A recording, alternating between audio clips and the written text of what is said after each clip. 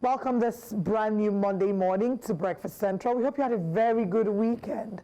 The people in Ondo State maybe would have a different tale to tell depending on what side of the divide the citizens fall on or each person falls in. But we'll explore what exactly happened in Ondo State over the course of the weekend. My name is Olive Emodi and you're welcome. And I am Osarogie Obonmwan. Yes, we were here all weekend, well on Saturday, to cover the elections in Ondo State, and the little details here and there surrounding the elections. A winner has emerged. Yes, Governor Lucky Aiyedatiwa has been declared winner of the Ondo State gubernatorial elections, and of course, it's congratulations to him.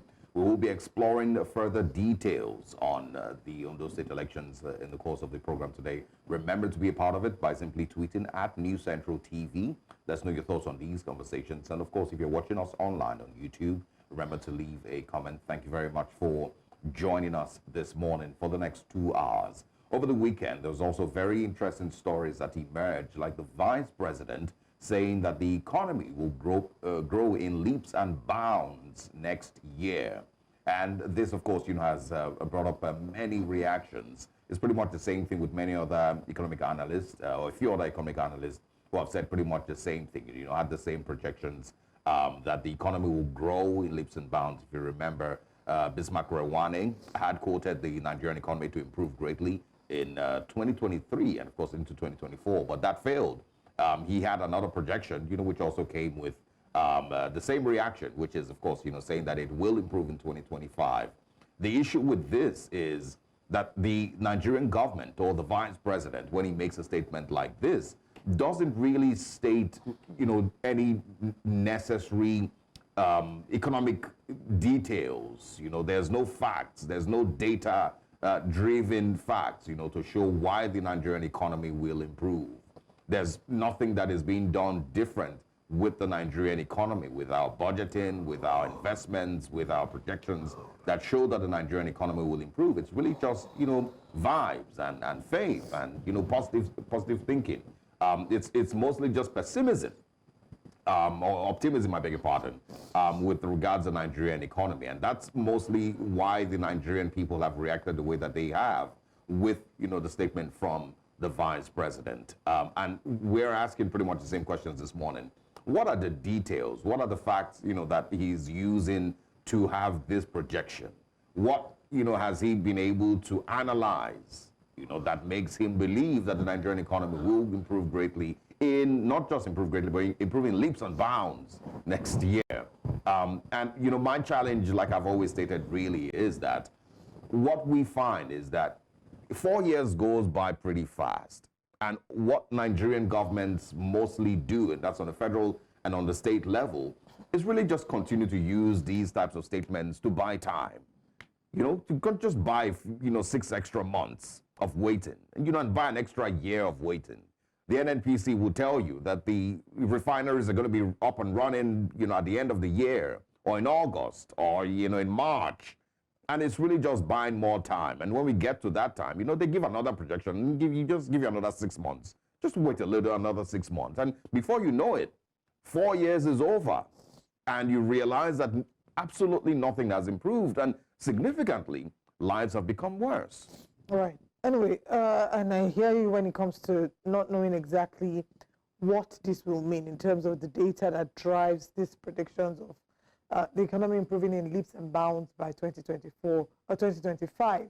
The one thing that Nigerians want is an economy that has improved in leaps and bounds. So Nigerians will be ecstatic about this. It's just, but like you said, over the course of the past few years, what we've seen is promises are made, and these promises seem very flowery, and they're not being able to be kept. But let's move away from that to share with you how that Nigeria's, Nigeria's most talked, I don't know if he's the most talked about celebrity, but in the most recent time, this person has been in the news over and over again because of the case with the EFCC.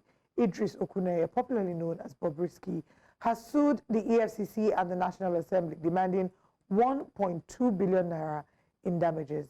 This Nigerian cross-dresser known as Bobrisky has filed this, and if you can recall, his challenges started when he received an award from Best Female Dressed Award from Eniola Ajao's movie.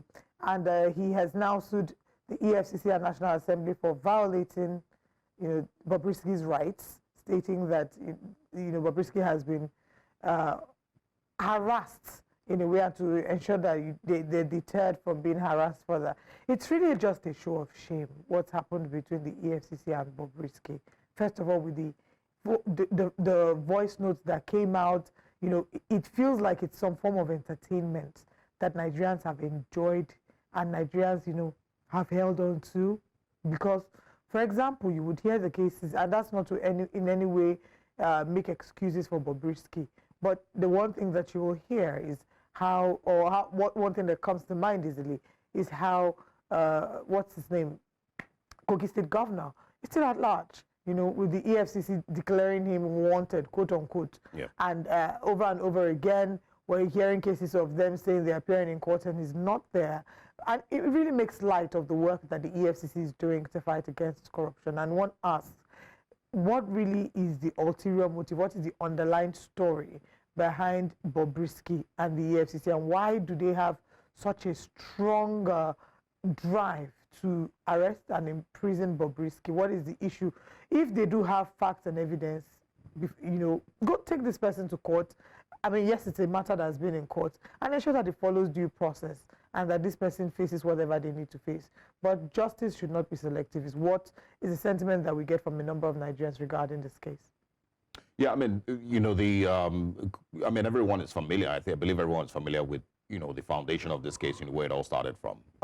Bobrisky, or Idris Okuneye, as it's called, it's his real name, is suing for damage to, reputation, trauma, and of course, an infringement on his right to a fair hearing. He claims that the EFCC was taking action, from hearsay, and that is from, of course, the leaked video or voice, call that was released by Osha, I can't remember his full name, Very Dark Man. And of course, that the EFCC didn't actually have a case against him, but they took action because of that phone, conversation. Pretty much the same thing with the National Assembly. So he's suing the EFCC 200 million naira and suing the National Assembly for 1 billion naira, for pretty much the same thing, which is taking action, based on hearsay. And he is within his rights to sue, and seek redress in court. I remember a couple of days ago he, shared that he had probably left Nigeria, and was maybe never returning. But again, he's within his rights. I think what is playing out here mostly is reactions to something that we've regularly complained about, which is the EFCC's mode of operation, and not just the EFCC, but majorly Nigerian security agencies and their mode of operation, which is to arrest first, and then investigate later. Start investigating, and so, just like you said, if we had a criminal justice system that knows that you must gather your evidence, every single bit of it, and then when you're ready, then you arrest, or you seek, an arrest warrant, then you arrest, and then, of course, the person has their day in court, and in, a short period, hopefully, you're either found guilty or not guilty. Depends on, the court. So, but there's obviously a problem with the EFCC and their mode of operation. There's a problem with the justice system as well. We've been able to have these cases come and go in the shortest possible time. So that's what we're seeing here once again. Reactions to the EFCC's mode of operation. And there's one part of the EFCC's operation that he claims, which is the fact that the EFCC hurt him physically. He shared photos of his skin. Yes. And if that really is true, then that's also, a case that he has against the EFCC, because no human should be handled in that way. If you want to eject someone off a flight, there are ways to go around it without hurting them physically. It's the why as well. Exactly. Why exactly do you do that? But even with the National Assembly, pretty much the same thing. What was the need for all that fanfare, on all that drama, and really just degrading the sanctity of National Assembly for all of that? At the end, what have we found out? And he still went abroad. With all of this, he was still able to leave the country, and you've not been able to say there's a sufficient case against him to say you did this and you did that, and this is why you're coming. That's my point. So what then was the need for? All right. All that happened, with the National Assembly. Why did they bring themselves to that level? For social media clout or clout generally. It was very unnecessary, very embarrassing. Summoned the Kogi State Governor, former Kogi State Governor. Congratulations as well to Chidimma Adetshina, as she, of course, came first runner-up at the Miss Universe contest. Everyone, of course, must be familiar with travails and the things that she's had to deal with in the last couple of months, being rejected by, those who she called home, and the place that she called home, which was South Africa, eventually coming to contest for Nigeria and coming out second. Absolutely. I think many Nigerians are celebrating with her. Actually, all of Nigeria are celebrating with her, not just because of she's, her representing Nigeria, but mostly because of the story that led to her, And it's not just Nigerians really that are celebrating her. We've seen clips of people, Asians, all rooting for her. I don't know that Miss Universe has gotten this much traction in a while, especially with certain communities being very invested in the story. Whether we can admit it or not, Chidimma certainly brought a level of visibility to Miss Universe that they probably haven't had in a while. Yes, it's been a big pageant. People, look forward to being a part of the Miss Universe, but actively being a part of it, Nigerians went all out this year. Again, it x-rays the problem that we have in our continent, the problem of xenophobia, and this rivalry that when our ancestors see, they will probably, Nelson Mandela will be rolling in his grave in disappointment, to see how all of this is played out. You will see tweets of people putting up tweets and saying, oh, at least Chidimma came out second. Thankfully, she didn't come out first, which is very embarrassing and shameful. Chidimma is a very brilliant, young, smart girl that has done excellently well. Congratulations to Denmark, but congratulations also to Nigeria. I do think that after this, it opens our eyes to see that there really is a challenge on the continent when it comes to unity, and we need to find ways to work around the things that divide us and find common areas that unite us. But finally, congratulations to Chidimma Adetshina. And that's all that we have this morning on our top stories from the weekend. Now let's share with you what our top stories for today are.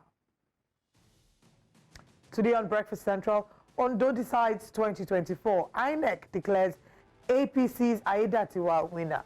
PDP rejects Ondo gubernatorial poll. Tinubu says, go to court. All right, we also have Governor Aiyedatiwa assures residents of good governance. We'll see what the residents are actually feeling about this. President Tinubu confers GCON on Indian Prime Minister Modi. And then we have the newspaper front pages. We'll be reviewing and having you share your thoughts with us as well. All these and more on Breakfast Central. Now let's bring you breakfast headlines.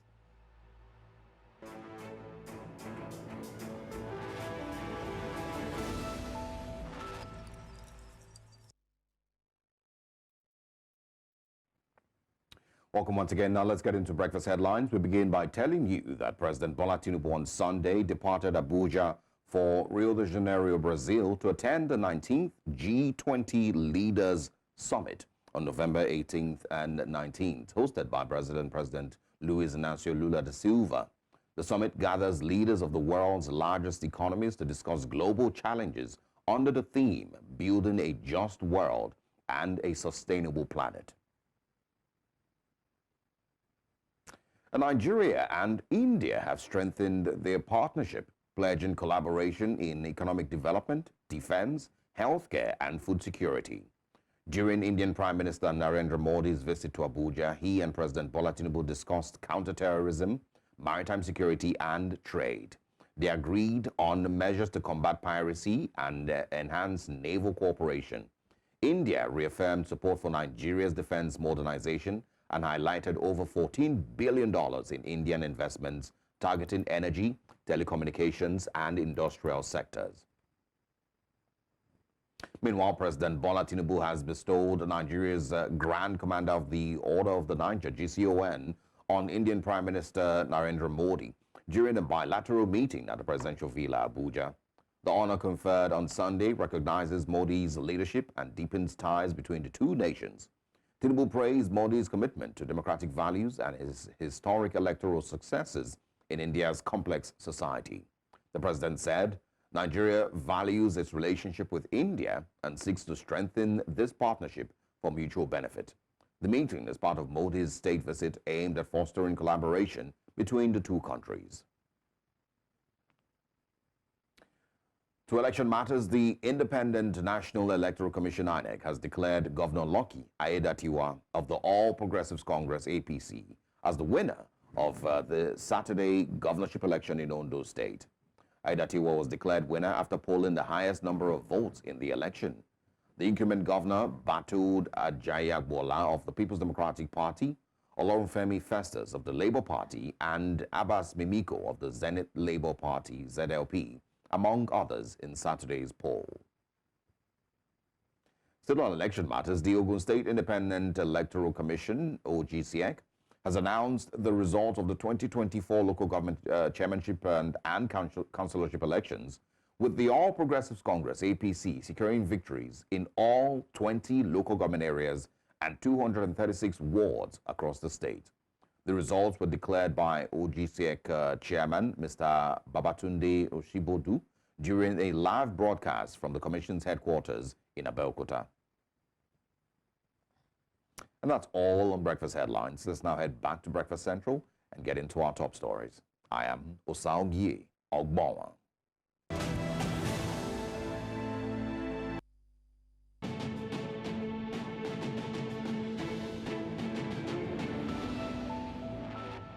Welcome back. Governor Lucky Aiyedatiwa of Ondo State has assured citizens and residents of the state of his commitment to delivering on promises made ahead of the governorship election. This followed his announcement by Nigeria's electoral body as the winner of the poll, where he hit his closest rival, Bola Ajayi of the People's Democratic Party, by over 240,000 votes. Now we have our correspondent, Aladin Uyi, who now gives us this report. The process was watched by many across the state. At the Government House Banquet Hall, the 7 governors of Edo, Borno, Benue, Cross River, Ogun, Imo, and Lagos were in attendance, including national leaders of the All Progressives Congress. Following the announcement of Governor Lucky Aiyedatiwa as the winner of the election, polling over 366,000 votes to beat his closest rival from the People's Democratic Party, Bola Ajayi, who polled 117,845 votes. The governor said the victory is an affirmation of his acceptance by the people. 366,000 plus votes against 100 and something. The actual figure I can't mention right now because I don't have the results, still with my agent. But from the announcement by the INEC that we watch on the TV, it's an overwhelming, result. He says that his government will deliver on the expectations of residents of the state. They should be the people should expect better service, and that's what they've been looking forward to.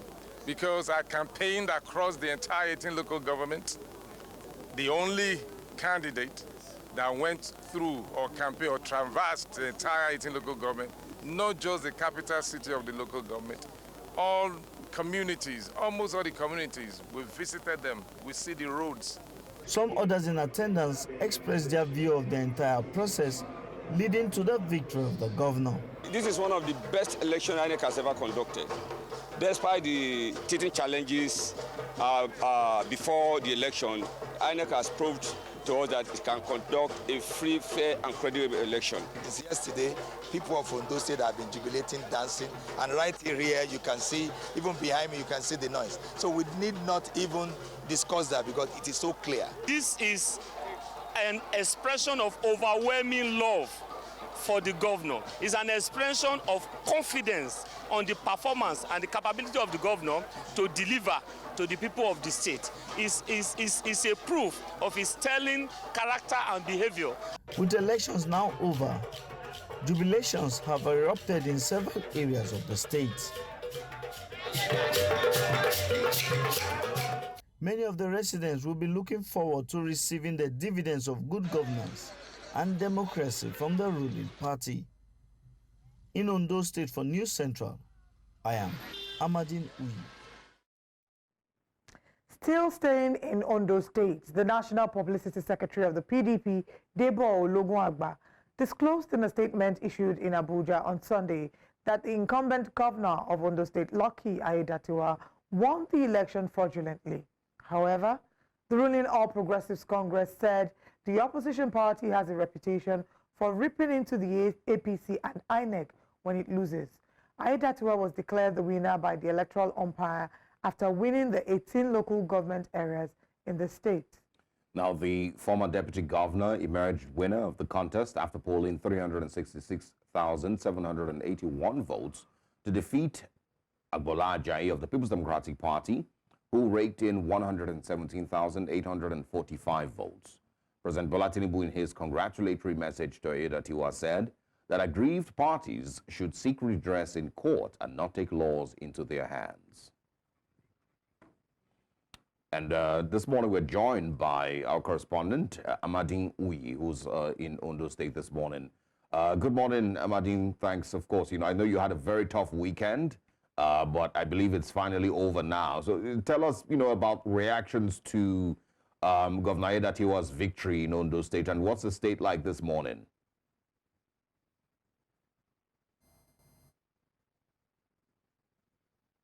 Yesterday we went out on the streets, Osarogie, we went out on the street to get the reaction of people. Definitely, we'll be speaking to two people from the opposing camps. Some we spoke to were in support of the governor. They said that they are happy for his victory, that they had voted for him. There were some others who were not happy, but they were resolved to just accept the election result declared by INEC and urge the governor to go ahead to improve the lives of the people. One particular woman who we spoke to in the market, she said that it was not an election, that it was a victory that was bought, but since nothing can be done, she urged the governor to focus on youths and focus on bringing the cost of goods and services down so as to reduce the hardship on residents of the state. Sage? All right. There also have been, allegations of vote buying. If you go on social media as well, the number of people who were in Ondo states that have shared that, they sold their votes. There have been interviews, even another station had showed an interview where a woman admitted to have bought or sold her vote. Now, if the PDP claims that the APC fraudulently bought their votes, is this mindset that is, shared? Is it a mindset that is represented across board in Ondo State? Do you get the sense that there are a lot of people that feel that way or not?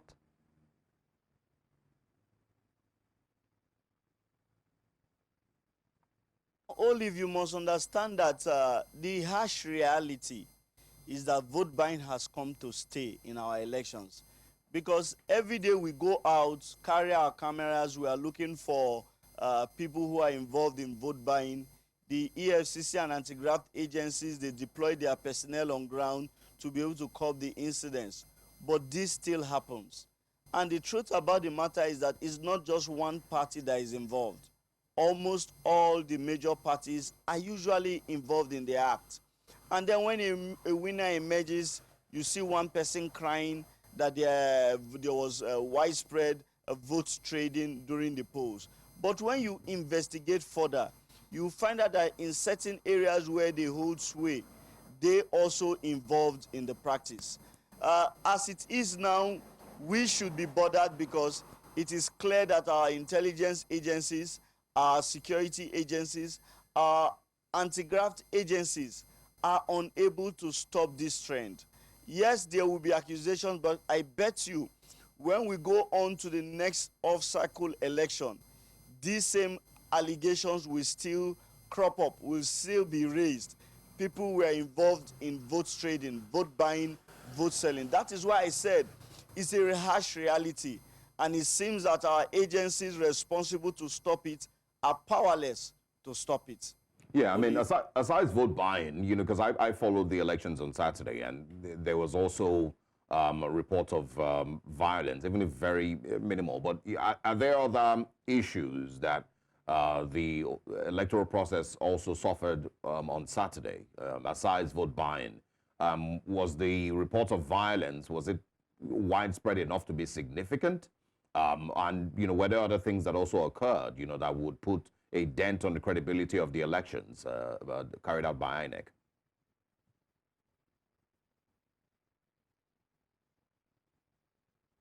Now, Saogi, I like the word you use, significant. because sometimes these incidences cannot be totally eradicated. That is why security personnel are deployed on ground to be able to curb it or nip it in the bud. Now, we have about 18 local government areas in the state.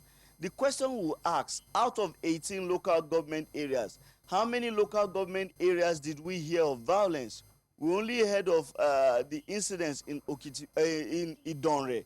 And when you talk about incidents in an area, how many polling units, how many areas was that? Sometimes you find that it's just like 1 or 2 out of over 5,000. And then, so when you talk of, you want to say the election was characterized by violence, you have to ask yourself, how many areas were affected, and also, was it significant enough to take a toll on the election?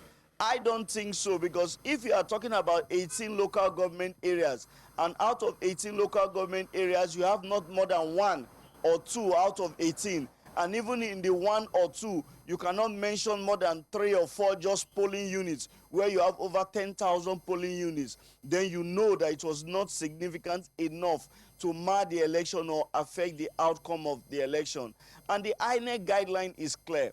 In a polling unit where violence occurs, the presiding officer or the polling unit officer reports to his presiding officer, who cancels voting in that area, so that it will not be that voters were intimidated or scared away, so that those who are perpetrating the violence will have their day.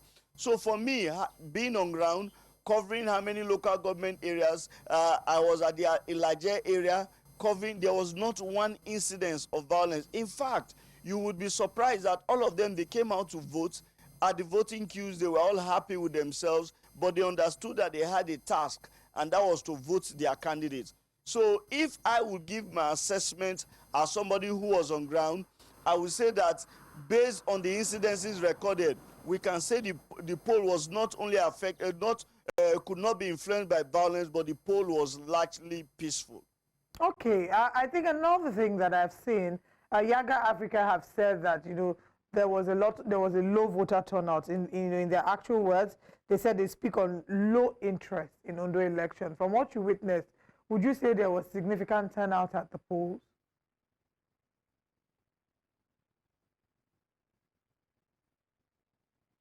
Like I said, it depends on the area. We were the riverine communities. And remember that the 2 candidates come from the Niger area, mostly riverine, houses on water, schools on water, hospitals on water. And so because it was the first time that the Nigerians, they were getting a shot at the #1 seat of the state, they came out en masse. Maybe in other areas around the mainland where Yaga Africa observers visited, they observed that there was low voter turnout. But also sometimes when you are looking at low voter turnout, those who came out on the field are compared with the actual number of voters, the voters on the INEC register. The question people have been asking from time, is that register credible? Where you have about 2 million registered voters in a state, and consistently for how many years you do not have over 500,000 people voting in an election. I think that register should be interrogated, because when the register was created, some have come out to say that those figures were highly inflated. So if every year, every election cycle, you have not more than 500,000 people come out to vote, then we should interrogate that register. So Yaga Africa has come out to put their own submission. They had observers on the field. My work is not to criticize what they have put on, but as a journalist who is always on the field, I would ask that register should be interrogated, so we know the actual number of eligible voters in states across the country. I think that will be able to help us come to a conclusion on whether elections are usually a large turnout during elections or a low turnout during polls. All right. Emodi, we thank you very much for bringing us updates and for holding the fort in Ondo State. It's been a long weekend. Well done to you and your team. Thank you. Right, we're looking still at Ondo Decides 2024. And one of the key issues that was being raised was vote trading, vote buying, whichever you so prefer. And now let's take a look at this video, a very popular video that made the rounds on social media of someone who, sold their vote. Let's take a look.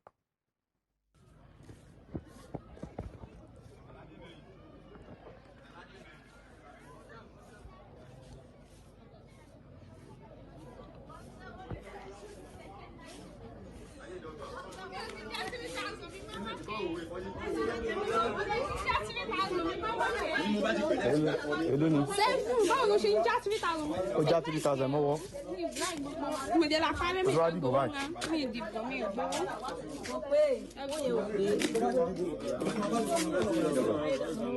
morning. Good morning. What's happening here? There's no problem, sir. But there is problem. I can see. What's happening? There's no problem, sir. There's no problem, sir. What's in your hand? It's mine. Talk to me. Bro, I'm a man. Talk to me. There's no problem, sir. There's no problem. But there's a problem. There's no problem, sir. What's the list here? Bro, what's the list here? We are not fighting. We are not doing anything. We are not doing anything. We are not fighting. We are not doing anything. We are not fighting. We are not fighting. No. We are not fighting. I know we are not fighting. I know we are not fighting. Man, calm down. I know we are not fighting. But at the same time, I'm not a baby, and I know what is happening here. You know what is happening here. You are a youth. I'm a youth. I know what is happening here. You also know what is happening here. You understand? So now you telling me that nothing is happening here. It's as if you are trying to fool me. No. You are buying votes here. No. You are buying. No. Bring the list. Bring that. Let me have that list. Let me have that list. Let me have that list. I'm on record. We are not fighting. We are not fighting. I am addressing you. I'm also addressing you. You are buying votes here. No, we are not and buying. I know. We are not buying. And I know you are buying. You are buying votes here. You are buying votes here. You are buying votes here. See. You are buying votes. We are not buying. You are buying votes here. We are not buying. You are buying votes. Don't tell me that. Bring the money. Let me address you. See, the list is with you, and I know your face is already on camera. I can say it anywhere. Your face is already on camera, and you people will not go. I should better leave here. You see now. You. Ensalo. Even though Olopa gan wa be gan, as in kò sọ anything. Well, I mean, that was from Ondo State over the weekend, and we got to see that amongst, a few other, videos that occurred during the electoral process, a couple of people who were sent as agents to buy votes, and of course, those who sold their votes as well. There was also, a video from the elections showing members of the DSS arresting a particular individual who had, or allegedly had, bags of money in his vehicle, which of course was meant to be used, or allegedly meant to be used to buy votes. But joins us this morning is socio-political technocrat and Ondo election observer, Dayo Kayode. Good morning and thanks for joining us. Yes, it's my pleasure being with you this morning. How are you? Great to have you. All right, so let's get your, general overview of the elections. The fears where, of course, that INEC would not be able to pull through with, carrying out a free, fair, and in particular credible election in Ondo State. Many people have given them a pass mark, but do you agree with that? Yes, it depends on the angle that the individuals have been looking at it. And going back to what happened in 2023 general elections, we know that INEC, as of today, has not changed from what it used to be, especially in terms of following the guidelines and recommended practices. We also saw what happened even at Edo elections. So we were not expecting something different from that of Ondo State. Look at the issue of vote buying. that you just showed some of the clips now. For goodness sake, to what extent has INEC been trying to curb this? It is becoming an Hydra-headed problem in this country. And not until when some are being apprehended and then given the necessary punitive measures, there is no way we can stop it. And who are the people that are supposed to ensure this? INEC, as well as the security operatives. Now, those people that were caught by the security operatives, even with bags of money inside the bar, inside the vehicle, what is going to happen to such people? Those that were caught on camera, what is it that is going to happen to them? These are issues that we need to look at so that our elections can be adjudged to be fair and credible. Okay, is it not a shame that we're currently at a place where it seems that we're not able to carry out an election that the majority of people will consider free and fair? It feels like every election we're having the same conversations over and over again. The state level, at the federal level, even the by-elections, the same thing happening over and over again. What can we do differently? Is there really any hope? You heard our correspondent when he said that vote buying, unfortunately, may have come to stay. But is there anything really that we can do differently? Because they say that insanity is doing the same thing over and over again and expecting a different result. Yes. The only thing we can do is to do a total overhaul of the institutions responsible for credible elections. And which institutions am I talking about here? We have the INEC, we have the security operatives, and we also have the judiciary that adjudicates when there are a lot of itches here and there that other political parties might want to take to court.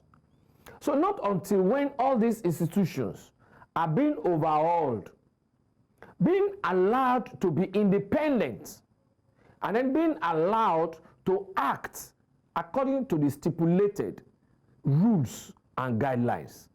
Imagine, how do you expect the judiciary to be free when you see some executive building houses for them, buying cars for them, or even hosting them at a big party? So, what does that portend for our democracy? What does that portend for us to have justice whenever we are within their domain? So all these things need to be looked at holistically. Again, the people themselves must rise up against some of these problems in our nation. INEC said, listen, this coming election, we have gotten new tactics that we are going to use to ensure acceptable, free, fair election in the area of beavers and IREV. And these things were marketed to Nigerians. People like me joined INEC 2022 to 2023 in marketing this to the people. But alas, what happened? Glitch. Another thing now added to our dictionary. Electoral glitch. Okay, when there is a glitch, what are you supposed to do? You stop the game. For instance, in a long tennis match, when you are playing on the court and there is rain, fall of rain during a match is being regarded as a glitch. All you need to do is to stop the match.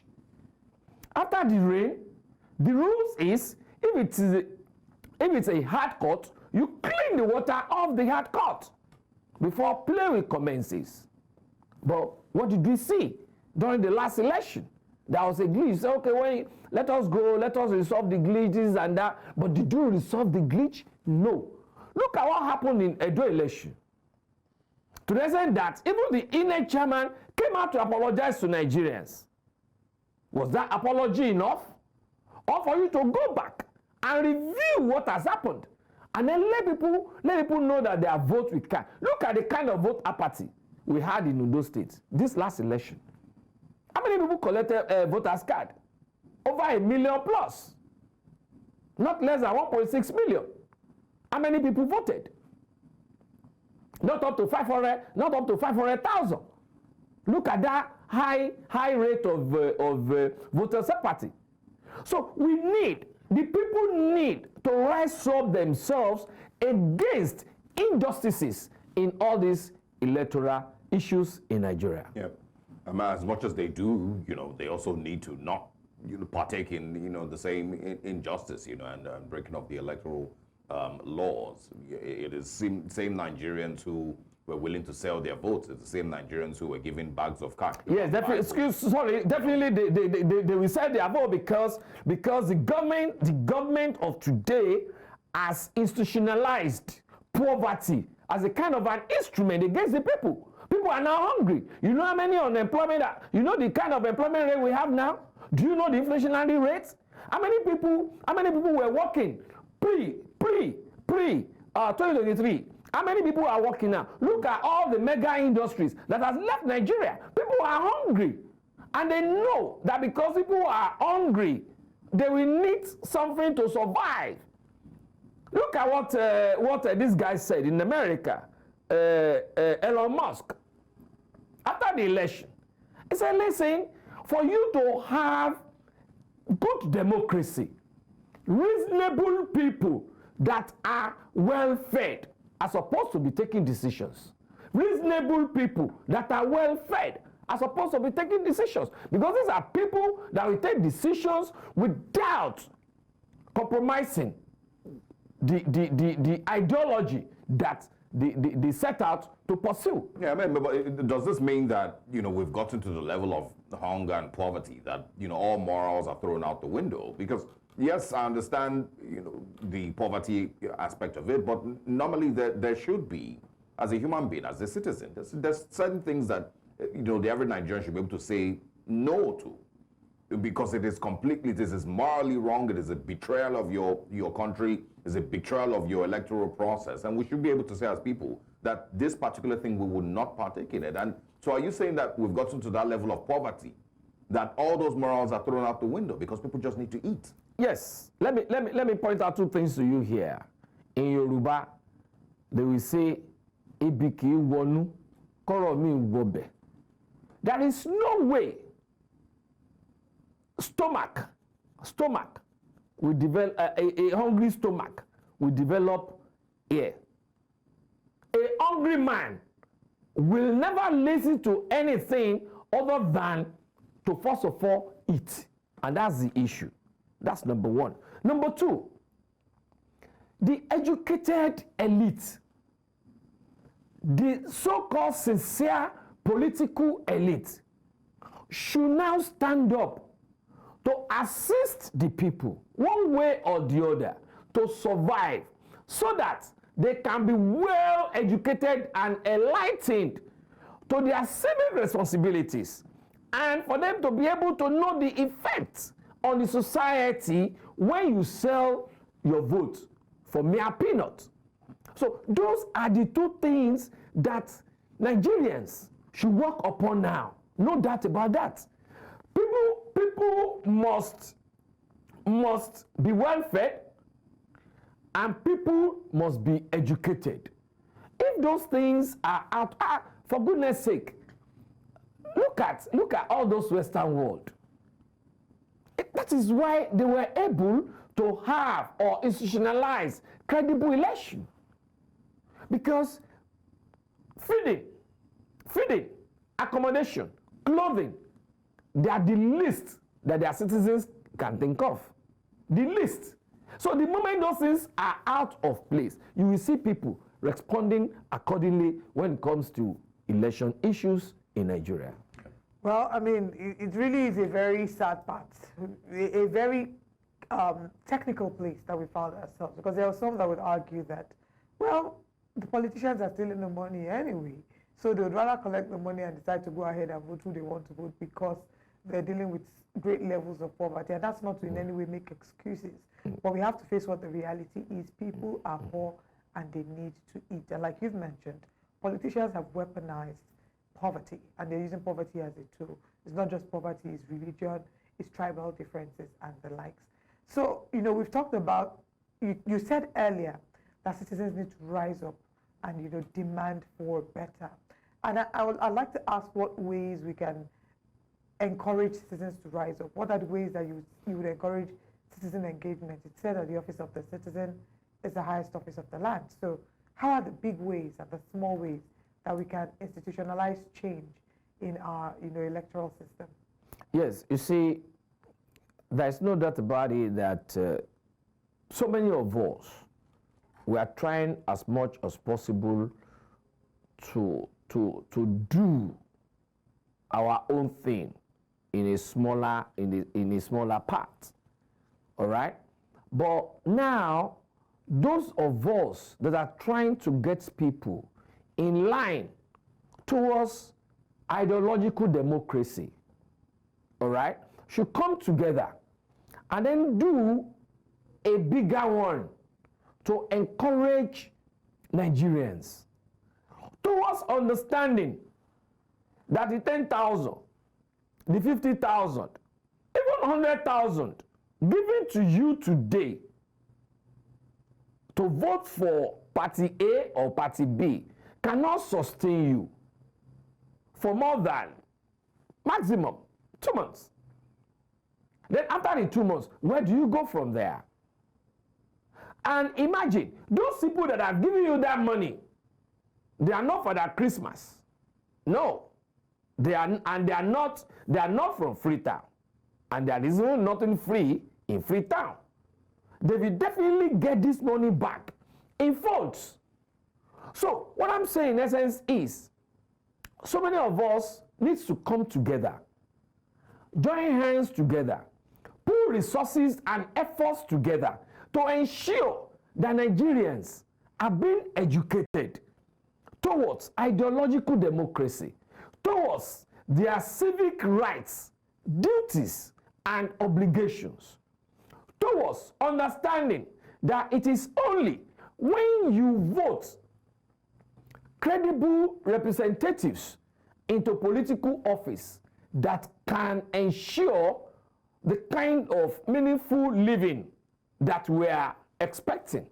It is only when we have done that that we can get a meaningful living standard from our political office holders. But when you collect their money, they will tell you, oh boy, I have paid you for your services, so I can do whatever I want to do. You can imagine a president saying, yes, did I not pay you for your jobs that you have done for me? So you stop controlling me. That was when some people went to visit him. I'm not mentioning anybody's name though, but at least we're all privy to that news, that I've paid you for your job, so stop troubling me. So that is exactly what we'll be expecting. But when you purposefully put a leader there, a leader that you know is or are antecedents, a leader that has a past that you can hold on to, a leader that even when you do a kind of a survey or investigation upon such, you know that yes, this is going to be your leader.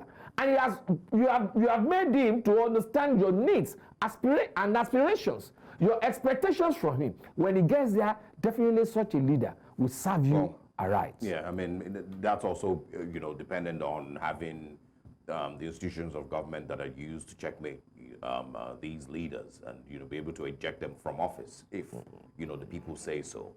If we don't have those institutions of government, if we don't have a leadership recruitment process people can trust, it's going to be tough.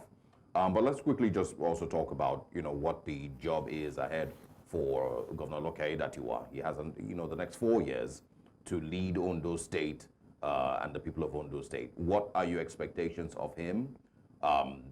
Many of the southwestern states, are really just very calm places. It's not places that you expect, a certain level of development. They mostly just maintain status quo in those places. Ogun State every now and then tries to tussle a little bit with Lagos State, a little bit with Lagos State for IGR, you know, that it's able to raise. But generally, the southwestern states, there's not so much expectations from their governors. So what do you expect from Governor Lucky Aiyedatiwa? Yes, you see, even during his campaign, he said that if Ondo State people can vote for him, he will surely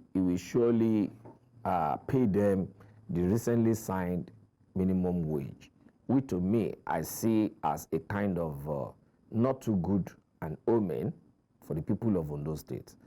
Because now that they have voted for you, if you don't now do that, what's going to be the repercussion? Will they be able to remove you, just like you were saying just now? Are there the institutions there to query you and to give you the necessary punitive measures? No, they are not there. But having said that, we have been seeing a lot of them coming to office with various promises without fulfilling them. I will expect Aiyedatiwa haven't gotten to that place through a lot of storm and all that to ensure that Ondo State people were able to see a big difference between him and all his predecessors. Because despite all the sufferings, despite all the hardships that Ondo State people have been facing recently, they still went out to vote for him. Because according to that election result, he won that election overwhelmingly. No doubt about that. He won it overwhelmingly, according to that result declared by INEC. So he shouldn't disappoint those that had voted for him. He should ensure that he increase the living standard of the people. He should ensure that he makes all the necessary infrastructure that will ensure meaningful living available for the people, so that his name can be written in gold. Well, there's a lot of work really that lies ahead. There's so many expectations that the citizens in Ondo State have for their governor, and there's a lot of work, and we're hoping that in another year or two there can be a review of his time in office and how much impact he's had. Dayo Kayode, thank you so much for joining us, and we wish you a wonderful rest of the day. It's my pleasure being with you. I wish you best of the day too. All right, now let's share with you a recap of the conversations we've had, and then we'll let you know what's coming up next.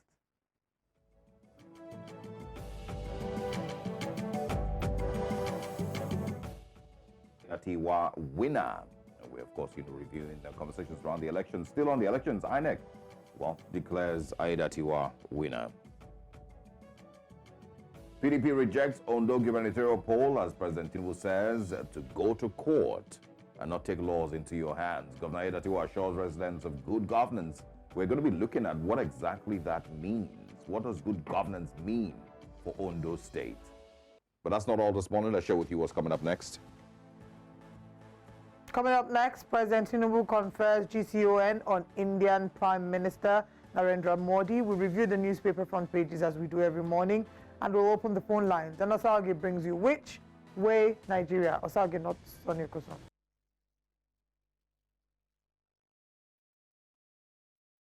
Welcome back to Breakfast Central. Now we're reviewing the papers, and we want to start off on a punchy note. So let's bring you the stories on the front page of the Punch newspaper. Aiyedatiwa victory. INEC PDP disagree over alleged fraud in Ondo poll. Opposition says election worst in history. INEC APC defends results. Tinubu and governors hail Aiyedatiwa. At the top of the paper, Dangote Ipman signed 240 million liters monthly petrol deal.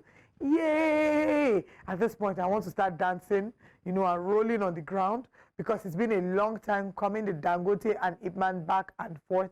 It's a lot, but it just seems like now the sun is shining. Hopefully we'll be able to get to find out what the details of this deal, what the details are and how it benefits Nigerians. Minimum wage. Federal government to spend 6.5 trillion naira, says MTEF. Governors threatening reps over Tinubu VAT bill, according to a spokesman. at the bottom of the paper, I mean, you can see the Ondo poll results, but we won't go into that. Abiodun Adebutu clash as APC clears Ogun local government seats. And if you notice, this is something that we've seen in sort of the past few elections where one party will clear out all the seats, which typically isn't the case, right? It's almost like did people not vote for you in all these other places? It's typical, you know, with state elections and politics in Nigeria. Yeah. You know, local government elections and State House of Assembly elections. Yeah. The ruling party mostly clears out everything. You know, the only difference was in Abia State, where what was it? Was it ZLP or yeah, Zion's Labour Party? Yeah, yes, Zenith, not I Zion. can't remember now. You know, won, you know, in a state that is, you know, currently being led by the Labour Party. We also saw it happen in River State, but you could also, not Abga in River State. You could also tell that, I mean, from the analysis, you know, most people also say that those parties were supported by the governor. So the key thing here is the party that wins or clears out the local government seats, elections rather, in every state, both local government and State House of Assembly elections, most times is the party that is supported by whoever is governor. We would almost never see a rich electoral process where various parties come out to contest and you see different parties winning different, you know, seats for the local government and for, you know, the House of Assembly. I just need to confirm because APP, that's the party, APP in River State, yes. It declared out 22 out of 23 seats. Yes. And we see that happen a lot of the time. And then, in a way, when people say they're trying to break this hold that parties have, this hold that politicians have over the states, it reiterates what, you know, it reinforces what they're fighting against. Because at the end of the day, how do you explain one party clearing out every seat? How do you explain that party that really isn't the party that, I mean, maybe because the governor, you know, or the leader of the state is from that party? How do you explain that, you know, that party clearing out the whole seat? But it's something it's maybe also just, you know, I mean, so the thing is, I don't think that we've taken a good enough look at the state electoral bodies well enough. OGCEC, Enugu electoral, all of them. In Imo State, in River State, in Edo State, we've not taken a closer look. Most of Nigerians are focused on, you know, the Independent National Electoral Commission, mostly because, well, most Nigerians will vote in the federal elections. You know, state elections, local government elections, they may not necessarily partake in it. But if it is the national elections, they will be a part of it. But so, because there's not been that much X-raying the little details that happens in the state electoral, you know, commissions, that's why these things might happen. It's very possible that, you know, the love that the people have for that party in the state makes them just vote that party all through. It's very possible. It's, you know, also very possible that it is simply just engineered by whoever it is that the person in charge of that state, which is the governor, wants to win the elections. But the key point here is we have not taken a close enough look at state electoral commissions to be able to spot where there possibly is some level of fraud, if there is. And that's why, you know, we continue to see this. It barely makes any conversations. We're going to talk about it now, and then right after talking about it, we move on. The people who complain bitterly about INEC, the state governors that complain bitterly about INEC, and, you know, about INEC, you know, maybe has defrauded them, are the same governors that will use their state electoral bodies to win the whole state House of Assembly and win the whole local government. So at the end of the day is who can play a better game, really. That's what it is. Well, let's quickly take this call from Elder David. Good morning. Thank you for calling. Please go ahead. Good morning, sir. Good morning, ma'am. Morning, Elder David. Go ahead. Thank you. The election has come and gone. APC has won. It is the language of PDP every time. I'm not playing politics. I told you people on this platform that I'm a member of PDP and the founder. 1998, I joined. I can tell you everything about it. And whenever they lose, they complain. What are they complaining? Are they Tamiwa? That is the man, the Ondo State governor, is the one they voted for. I hear that you are. What is people complaining about? Let me tell you, please. They should go to court and they will qualify, like what happened in Edo State. And in any state where there's the election today, PDP will always lose. Because but you're a member of the PDP, so why do you think your party keeps losing? I'm not campaigning. I'm a member before. I was there for almost 14 years. I joined APC in 2014. And they are the best in this country. The electoral system they are put in place, though, is the best. The time of Obasanjo, they were ringing election, carrying votes and others. That is why Osun State, Edo State, then Ondo State and Ekiti, they ring it. The best system they are put in place, the best. Let us tell ourselves the fact. I respect you people in this platform. Are you still a member of the party, or you were a member of the party? I'm not in APC. I'm not in APC. God forbid. I can never be in PDP again. It's an abomination to be in PDP. PDP will never rule this country again. I'm telling you that. Tinubu will rule to 2031. I'll be alive. You'll be alive. You will see. What did you say? I'm telling you. Let me tell you. If I tell you the story of PDP, you will never talk PDP again. But I think my final question would be, what do you make of those who say that the PDP and the APC are two sides of the same coin? Let me tell you. What happened in Bayelsa Street? What happened in Bayelsa? That is when Lion David Lion won. If it's PDP, they will think they will bring down this country. Is it not his own deputy that they said he first advocate that made them to nullify the election? Where there is there today? What happened in Zamfara? Is it not because they say PDP, APC did not conduct the election very well? That was why they declared the other man. You haven't actually answered what I was asking. All right, thank you very much, Elder David, for calling. Yeah. Okay, let's quickly finish the stories on the front page of the Punch. We have two more stories to go. On the front page, we have there 3,767 killed in 9-month road crashes. Wow. 3,767 people killed. It'll be interesting to find out what the causes of these road crashes are, if proper investigation has been done. Is it the state of the roads? Is it the quality of the drivers? What exactly? This is a report by the FRSC. We also have the final story. Mpox vaccination begins in 7 states today. That's all. Oh, no, there's one more. Top doctors strike threatens operations in 83 federal hospitals. That's all that we can take on the Punch newspaper. We'll go on a break, and when we come back from the break, we'll be extracting more front pages this morning. Stay with us.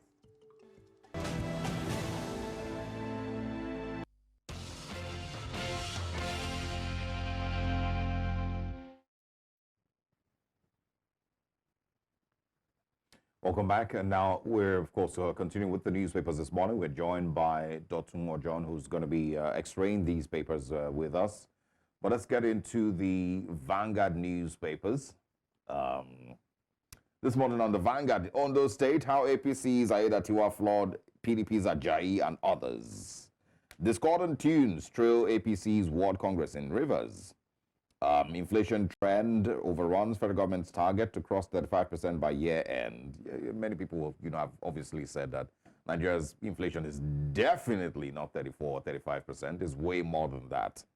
But let's be comforted with 35. Tinubu departs Abuja for G20 Leaders Summit in Brazil. Nasima petitions federal government, alleges illegal operations of NIBC India in Nigeria.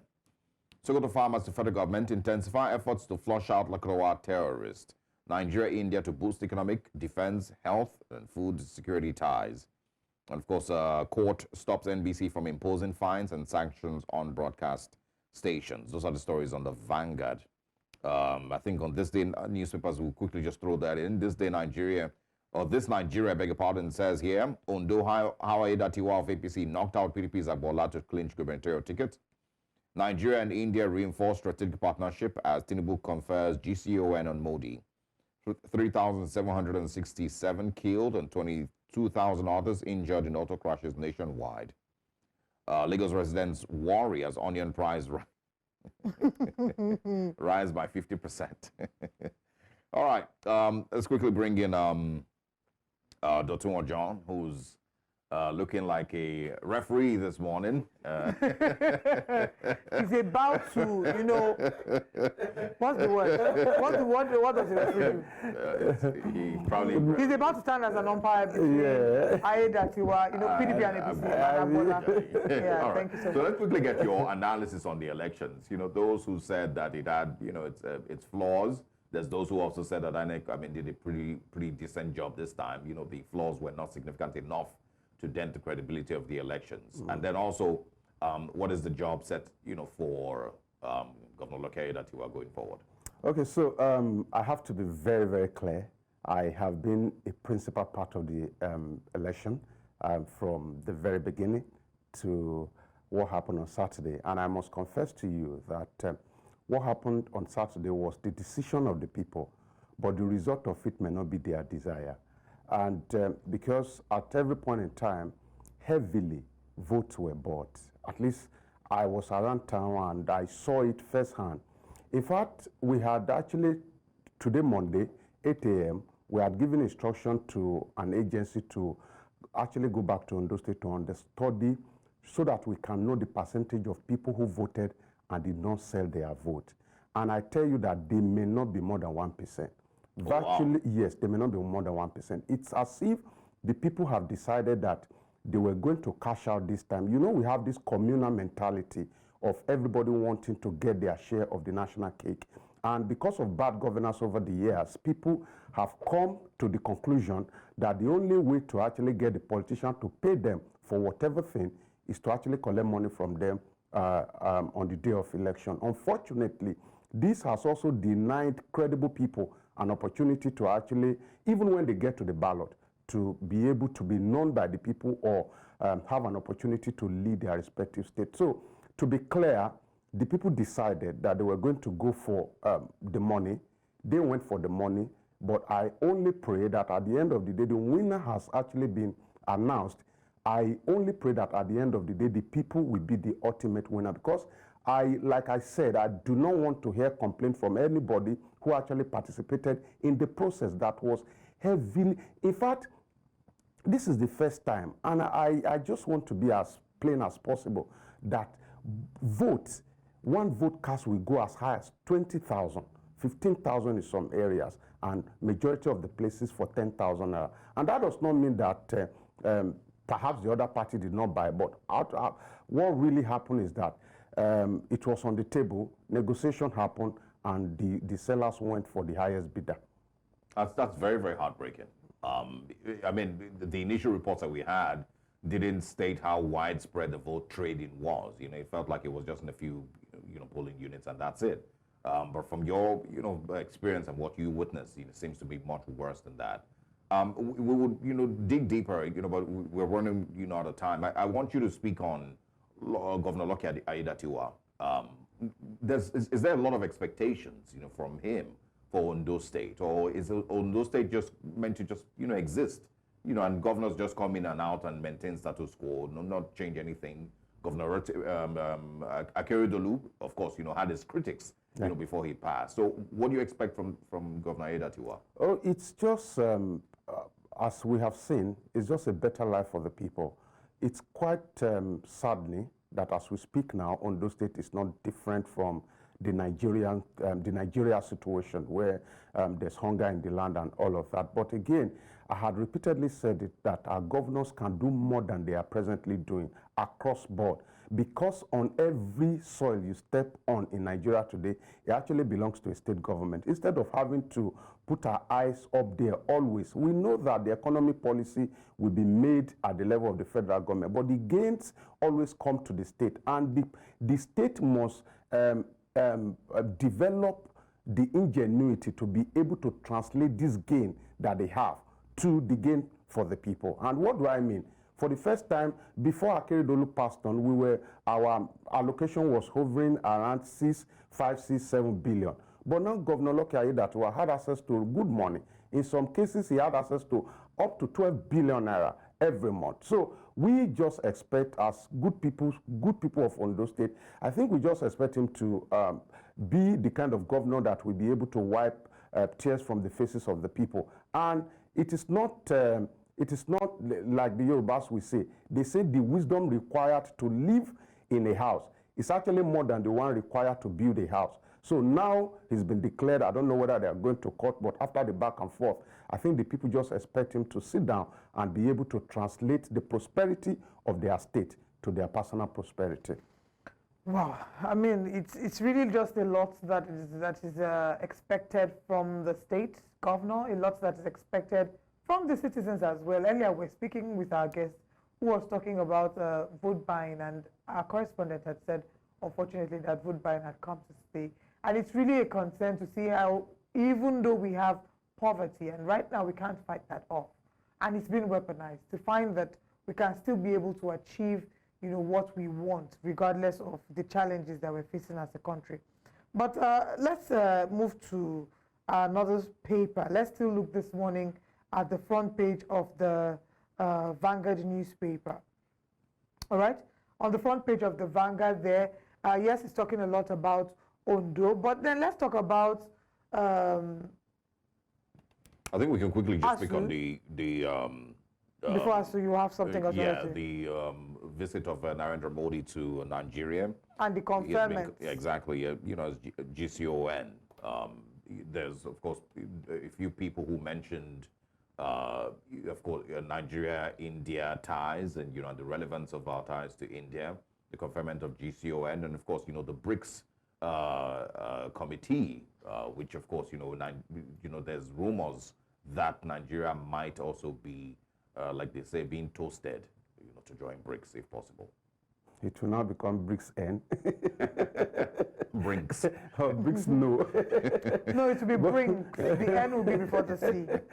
So I think why PDP came out to say, oh, this is not what is needed at this point in time is because of the fact that I think at this point in time, people expect more from government. And of course, as a person who has peeped into our diplomatic practices over the years, I can also tell you of a fact that we have so many similar things with India in terms of population, in terms of coming out from being a third world country. I don't know how fast we would do that at the level of Nigeria. But again, one of the concerns is actually the fact that you don't use personal relationship to actually run government, as it were, because there were allegations here and there that our own president is actually a friend to Modi, and all of these things are happening. I just want us to know that every policy we make, every decision we make, every program we embark on, and every policy that emanates from government should be at least for the good of the people. And once it's for the good of the people, there will be less of self. And I think that's exactly what the PDP is trying to say when they released that statement, saying that that is not what is needed at this point in time. But I want to believe that the president understands more. He has access to more information than everybody. But again, I have to also tell him that the people in his community are desperate to see his government change them, not necessarily to see his government award anybody anything. Okay, I want us to quickly take this story as quickly as we can on the front page of the Punch. Dangote Ipman signed 240 million liters monthly petrol deal. Are you excited? Okay, I don't know whether I should be, because it has not in any way brought down the price of petrol to below 500 naira per liter. And it's disheartening if somebody was making a calculation yesterday and he was saying, oh, I went from one point to the other with 7,000 fuel. And that particular distance now will cost him about 70,000. I think more transparency is needed. And I know that Dangote cannot come out to say everything that, quote unquote, that his eyes have seen in this process of trying to make his refinery work. What that means is that I've seen it, that's about 240 million liters per month that will be coming to the independent marketers. It's something to be excited about. But again, when there are speculations in the community that importation is better than local refinery, then refining, then I think it's nothing to actually be happy about. Because a lot of us were thinking that if we can actually patronize local refiners, not just about Dangote. We have 25, what do they call this, the modular refineries in Nigeria, with about 12 of them now working. We were thinking that if we can patronize them, that will lessen the pressure on the dollar and thereby at least giving strength to our naira. But now the new grammar that importation is better than local refining is what we are trying to wrap our heads around. All right. Dr. John, well, good luck to the people of Ondo State. We definitely will keep our eyes on them, and Governor Lucky Datiwa as well. Thank you very much for joining us this morning, and we wish you a very interesting week ahead. Thank you so much. All right. Stay with us this morning. That's where we keep, or we end the review of the newspapers. Thank you very much for being a part of it. We have more of our top stories coming up next after this break.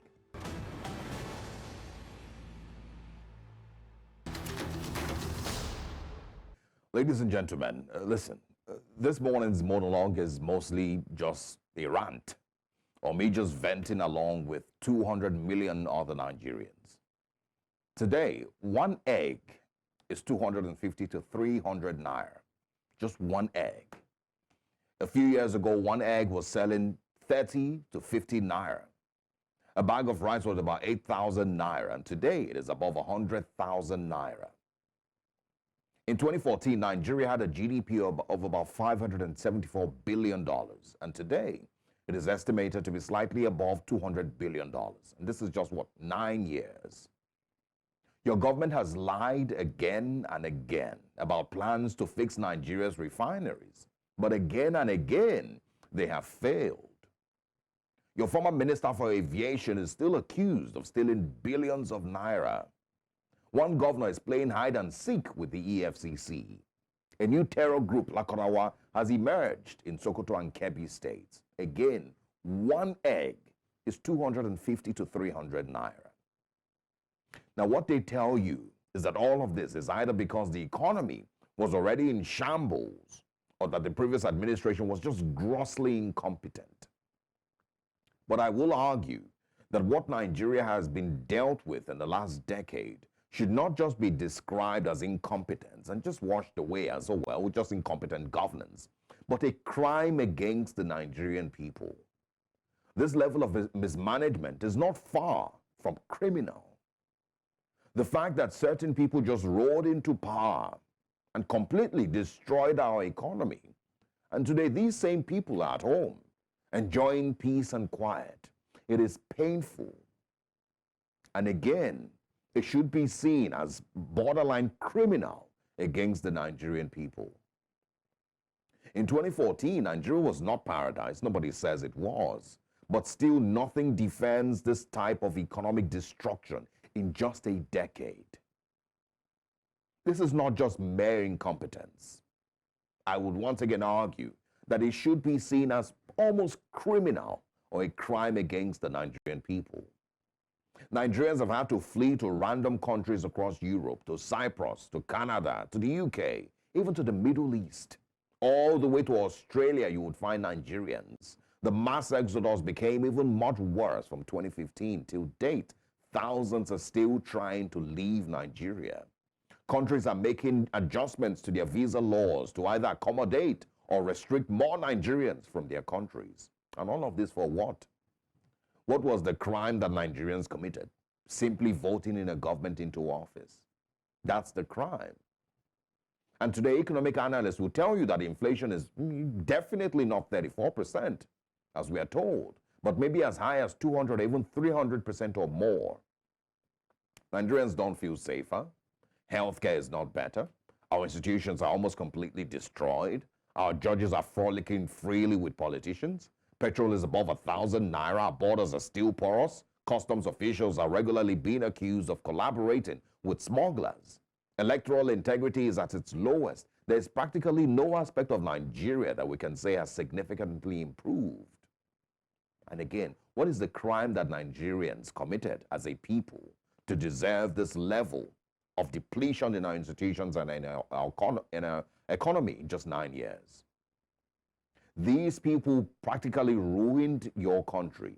And again, I don't think that it should be seen as just a couple of years of incompetence. Well, forget about it.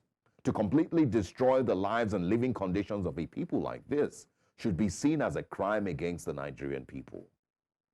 Because what happens in the end is that those who have committed this crime against our economy will afford themselves and their families new citizenships in other countries, while you stay back here and enjoy and endure the consequences.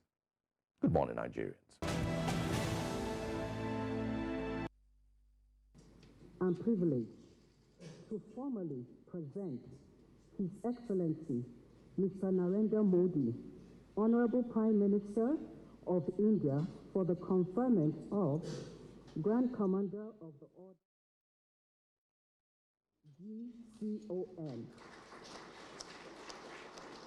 As you can see there, President Bola Tinubu is conferring or has conferred on the Indian Prime Minister Narendra Modi the prestigious Grand Commander of the Order of the Niger, GCON, which is the country's second highest national honor.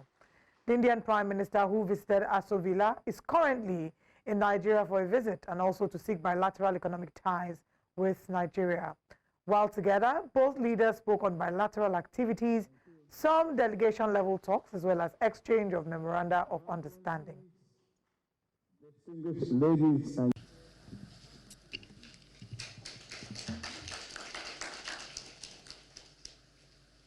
our dear Prime Minister of India, it's a great honor to welcome you to Nigeria, and particularly in Abuja. Some Nigerians have reacted differently towards the conferment of the country's honor, while the other Nigerians are interested in the good that this can bring, especially regarding forming an economic alliance with India. Now, joining us to discuss this is Dr. J. Kepele, the CEO and founder of TAF Africa, political and policy analyst. Good morning. Thank you very much for joining us, sir. Good morning. It's an honor to be here, and thanks to your colleague for that. Oh boy, it was great, great description of the pain of Nigerians. Kudos. Thank you very much. Thank you for that, sir. Now, looking at the story about the Prime Minister, the Indian Prime Minister being conferred with the honorary GCON, there have been several reactions. Some people do not care. There are others who think, why exactly are we doing this? But there are others who would say that maybe it will birth something good for the country in terms of an alliance being formed. What are your thoughts regarding this? Well, the special honor that was conferred on the Prime Minister of India, probably he's still in Nigeria, or he's probably have left for the G20, just like I'm sure the President has left for the G20.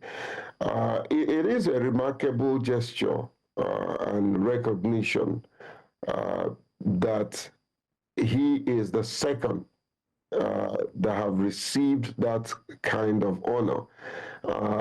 Queen Elizabeth received a similar honor in, I think it was in 1969.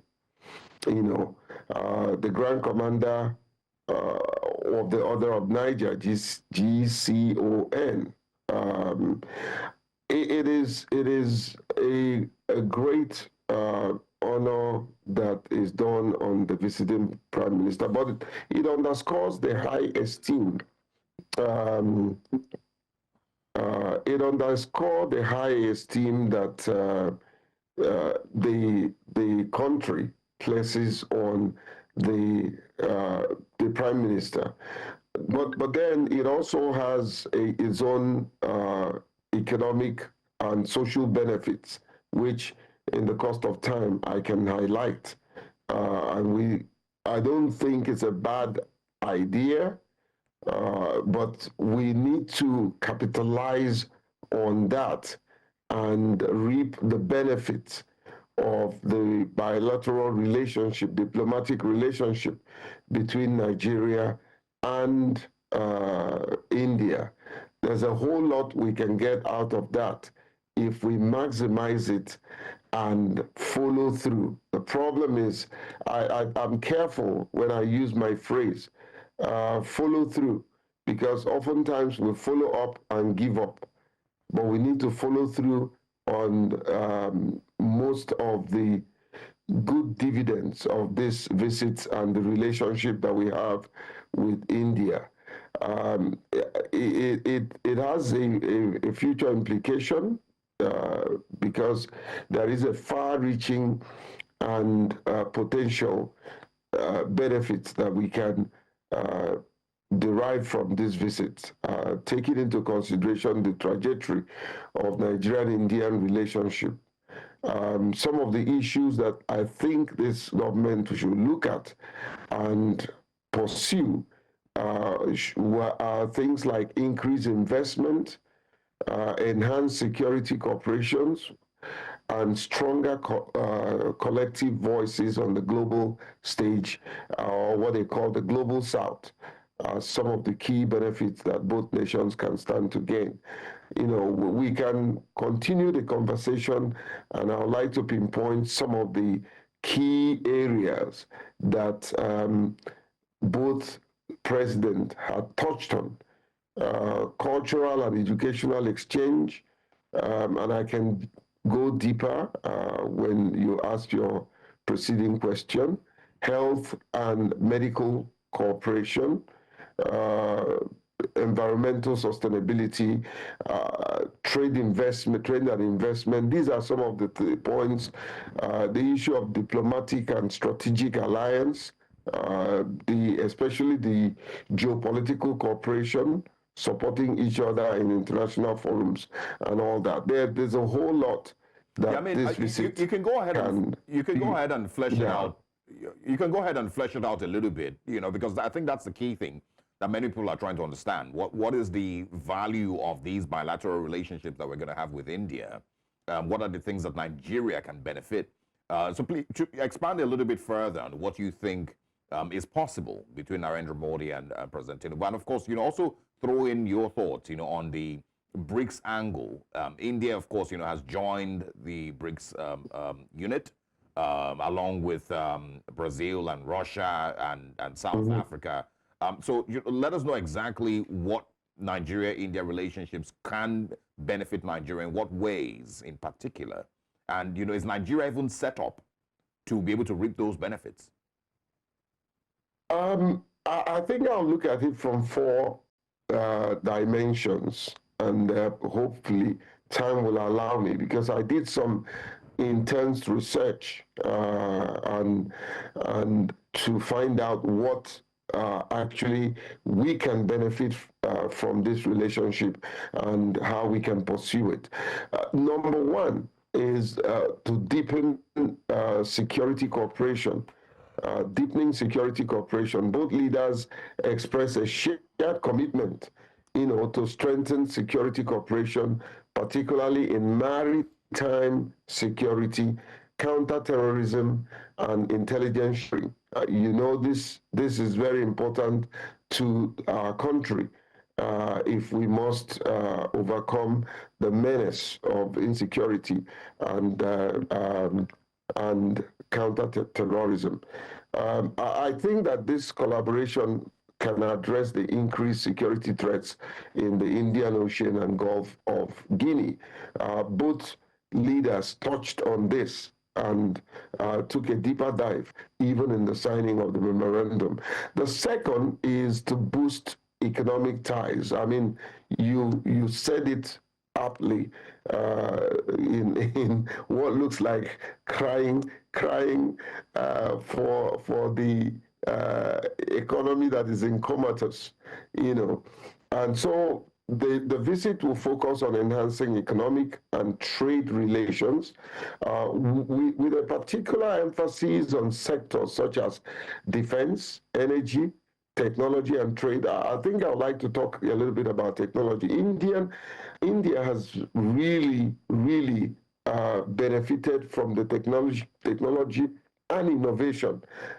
You find, for instance, you know that the head of Microsoft is Indian descent. In Silicon Valley, they are all over the place, Indian descent, who are occupying very strategic position. You know, whether you like it or not, they may be Americans, they have their root in India. And of course, foreign exchange repatriation, you can't beat it. Indian has one of the highest in the US. So India's significant investment in Nigeria, there are over 200 companies of Indian descent that are in Nigeria. I think that the president also touched on that and how they contribute significantly to Nigerian economy, although also there are some of them that are ripping us off, you know, and unfortunately in collaboration with some Nigerians and Nigerian politicians, they are ripping us off. The second, or the third, sorry, it's the advocacy for the Global South. I did mentioned that in my opening statement. You know, both nations reaffirming their dedication to championing the interest of developing countries on the global stage. And I think the issue of the issue you mentioned comes here, you know. So it will include working together within the international forum to address shared challenges and promote sustainable growth.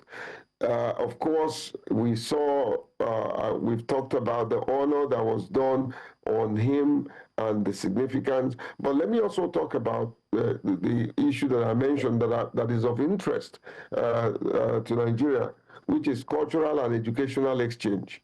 You know, there's a need to strengthen the people-to-people ties.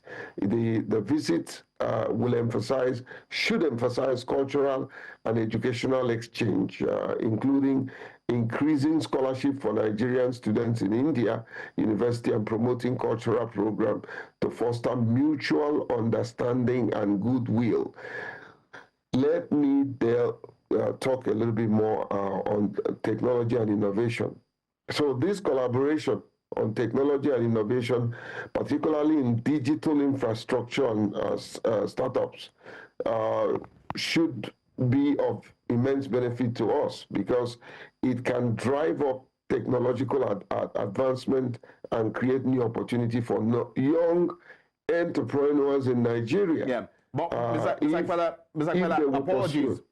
I apologize for jumping in. Yeah, there's a key part of it that I think we must talk about, you know, and of course, in the interest of time, the question is Nigeria ready for these collaborations? Because it's interesting and it's important, you know, to set up these bilateral relationships, you know, and of course, you know, we invite investors every now and then. But is Nigeria currently set up enough to benefit from these collaborations that we want to, you know, with India? Or are we going to be parasitic to the Indian economy? I think in direct answer to your question is up to us. Is one thing for anyone to advocate or ask for help, is another thing for you to take that help. We have what it takes to maximize the import of this visit. We do have what it takes, whether it's human capital, the ability to engage and all that. The problem most times, my brother, is that the people that are involved in this discussion always put their personal interest above the interest of the country. They will go there and start looking for what they can benefit, what kind of partnership that they can grab for themselves, you know, and sometimes they bring it back into the country. Other times they think of establishing outside the shores of this country. And we have many politicians, many of them are sitting, making noise in Abuja, that have huge business interests abroad. They do.